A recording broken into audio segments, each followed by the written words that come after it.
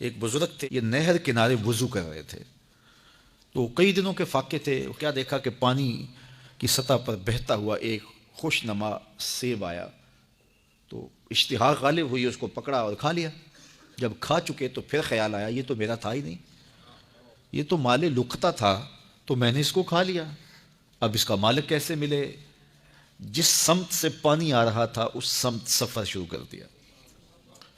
کئی دنوں کی مسافت کے بعد دیکھا کہ ایک باغ ہے جس کی شاخیں اس پانی کی طرف لٹک رہی ہیں. سمجھ گئے کہ یہیں سے گرا ہوگا اور میں نے کھا لیا. خیر باغ میں پہنچے، مالک سے ملے، کہا کہ یوں میں نے ایک سیب کھا لیا ہے اور میرا غالب گمان یہ ہے کہ اس باغ کا وہ سیب تھا، تو میں معافی مانگنے آیا ہوں، یا پھر بتائیں کہ اس کا ہرجانہ کیا ہوگا. جب مالک باغ نے یہ بات سنی، وہ بھی صاحب نظر تھے، سمجھ گئے یہ تو کوئی در یگانہ ہے، یہ تو کوئی گوہر یکتا ہے. تو تیور بدل لیے، کہا ایسے تو نہیں معافی ملے گی. کہا حضرت کیسے ملے گی؟ کہا 12 سال تک میرے باغ کی گوڈی کرنا پڑے گی. اللہ اکبر. اور ایک شرط اس کے علاوہ ہوگی. کہا ٹھیک ہے، میری غلطی تو معاف ہو جائے گی نا. 12 سال تک باغ کی گوڈی کرتے رہے. ایک دن فرمانے لگے وہ صاحب باغ جو تھے کہ سیب توڑ کے لاؤ، مہمان آئے ہیں. تو وہ سیب توڑ کے لائے تو وہ کچے ہی تھے. تو کہا تم 12 سال ہو گئے ہو سیبوں کے باغ میں رہتے ہوئے، تمہیں پتہ نہیں کہ کچے سیب اور پکے سیب کیسے ہوتے ہیں؟ کہا حضرت مجھ سے قسم لے لیجئے 12 سال میں ایک دفعہ بھی نظر اٹھا کے سیبوں کی جانب نہیں دیکھا. ایک سیب کھایا تھا، میں تو اس کی سزا بھگت رہا ہوں، میں تو گوڈی کرتا ہوں، اوپر کبھی نظر بھی میں نے نہیں اٹھائی.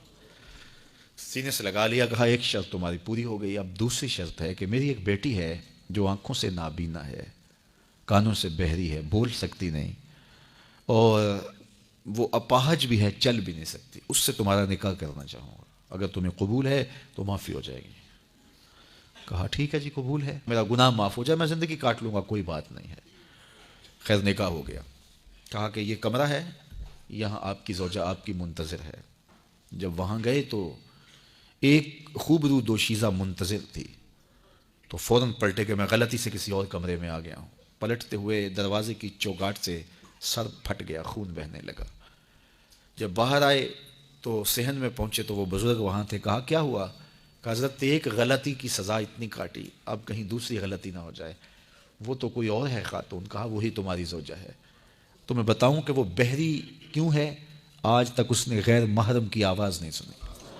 تو میں بتاؤں کہ وہ بول کیوں نہیں سکتی؟ آج تک اس نے غیر محرم سے کلام نہیں کیا. اندھی اس طرح ہے، آج تک اس نے غیر محرم کو نہیں دیکھا.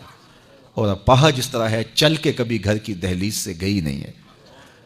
تو اس خاتون کا جب نکاح ہوا اور پھر ان سے اللہ نے ان کو ایک بچہ دیا جس کا نام ہے الشیخ عبد القادر جیلانی. جب ماں باپ اس طرح کے ہوں تو بیٹے اس طرح کے ہی ہوتے ہیں. باپ کا لقمہ پاک اور ماں اپنی آبرو کی کیسی محافظہ.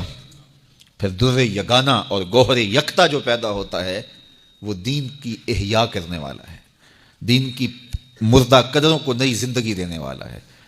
حضرت ملا علی قاری لکھتے ہیں کہ حضور غوث اعظم جب مجلس واعظ کرنے بیٹھتے تو 70 ہزار کا اجتماع آپ کے مجمع میں ہوتا، اور عمومی طور پہ اللہ کی رحمتوں کے حوالے سے بات کرتے. اور جس دن آپ اللہ کے قہر، غضب اور جلال کی بات کرتے کئی کئی جنازے اٹھتے. یہ آپ کی گفتگو کے اندر عصر کا رنگ اور شیرینی تھی. اللہ اکبر. تو باپ دیکھیے کہ رزق کے معاملے میں کتنا محتاط ہے، اور ماں دیکھیے اپنی عصمت کی کتنی حفاظت کرنے والی ہے. مائیں بچوں کی تربیت کرتی ہیں، ماؤں کے ذریعے سے پاکیزہ صفت بچے جنم لیتے ہیں. تو لہٰذا ماؤں کو اچھی تربیت کا حامل ہونا چاہیے تاکہ وہ آگے اچھی تربیت خود کر سکیں.